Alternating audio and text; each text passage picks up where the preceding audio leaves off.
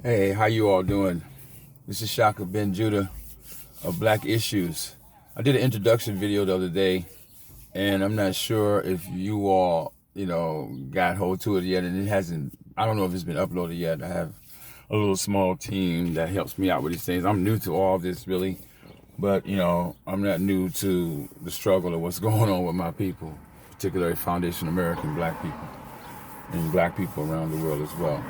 But at the same time, uh, I want to speak about something that happened yesterday. I just did a little video. I tried to upload it, but it didn't upload. So I'm going to do it this way and see what it upload. And, hopefully it will. But what I'm trying to deal with today is, talking about this weekend. And if you all realize, this is a very violent weekend this weekend, and I'm not going to be very long with this video. I'm just going to be pretty short. Let me get straight to the point.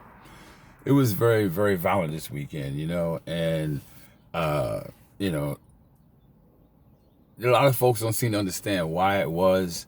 And reason being is because, this weekend commemorated, and it was also the anniversary of the Civil Rights Bill being signed, and, what they call the negro bill, which, prompted the Civil Rights Bill to get signed, known as the negro bill that Lyndon B called it, which basically, he said it was going to sustain, the black vote for the Democratic Party for generations to come. Excuse me. And that's exactly what it did. And as you can see, we continue to vote for absolutely nothing, and we get benign neglect. We never get our tangibles, reparations. We never got any of the treaties or the amendments, that was set aside, 13, 14, 15, that was set aside for black people. Nothing ever, ever, ever. But we continue to vote for people for absolutely nothing. And yet, and still, it gave some advancements to civil rights, but more so now to everybody else, blind, crippled, crazy, humpback, like Dr. Claude Anderson say, anybody but the black man. But, and still, it was very meaningful back then, if you will.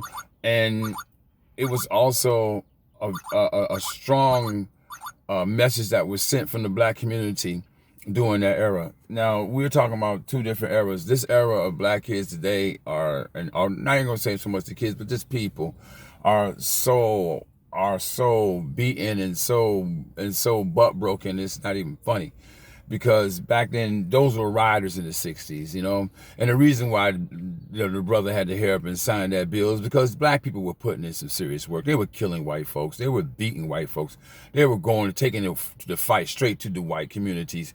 They weren't just tearing up the communities. It's over there in Watson and New York and Detroit and Chicago and D.C. here, man. These white people couldn't even walk the streets. And, it was like terror going on because of us being oppressed, and we're just sick of it, and it had a lot to do with them killing King, and it was just a lot of riots that were going on. They call that Holy Week, and it was during this weekend just passed, which is the 11th.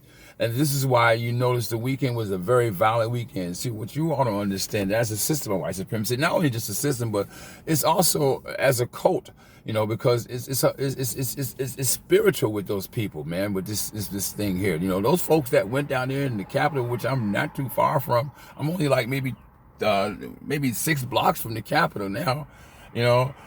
Those folks went down there to the Capitol, man. These people were possessed. If you look at how their mindset and how their actions and how their mannerisms were, man, these folks were under some type of cultist trance.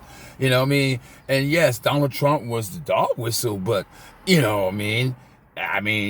don't think he, was the one that put him in the trance. Did he understand the trance? Did he understand the system of what they were doing? Sure they were.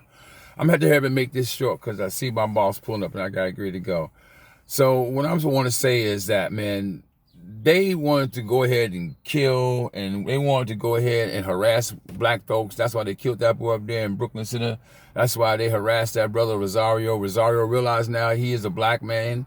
Regardless your name is Rosario. You see, you got accosted by a white supremacist Latino. So Rosario meant nothing.